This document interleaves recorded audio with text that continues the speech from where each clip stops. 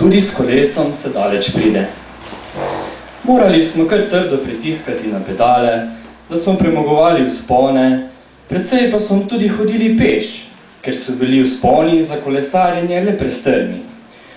Ob TV nadaljevanki Kapeljski kresovi z igralcem Borisom Dvornikom, ki smo jo v zadnjem času gledali, sem ugotovil, da sem se tam pred mnogimi leti vozil s kolesom.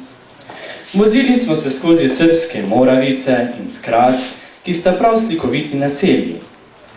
Zgodaj popoldan smo prispeli v Delnice, največji kraj v Gorskem Kotarju. Tod so bile že nekdaj velike žage, ukvarjali pa so se tudi z zimskim turizmom, kar je bila za ta predel Hrvaške redkost. Moji trije slovaški sopotniki so bili zelo prijetni in kar hitro smo se spoprijateljili. Z jezikom ni bilo posebnih težav. Oni so govorili slovaško, jaz pa slovensko, pa smo se kar dobro sporazumeli. Če pa se je pri kakšni besedi zataknilo, smo si pomagali z rokami.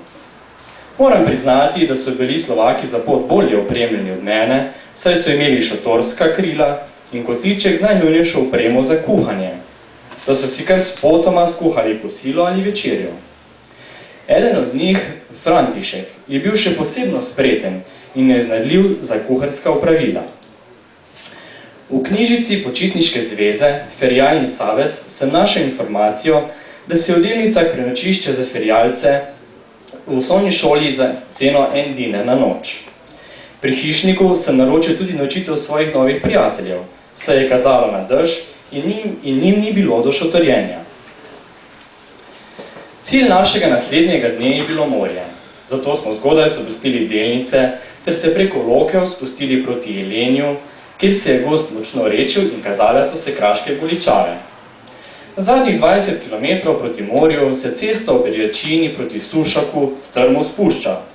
Morali smo krepko zavirati, pa se je Františku začelo kaditi iz torpeda, ker je bila zadnja zavora.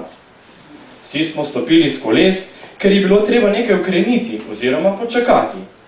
No, František je mirno, brez nervoze, odpel gumbe na hlačnem razporku in spustil krepak curek na torpedo, tako, da se je iz njega še bolj pokadilo.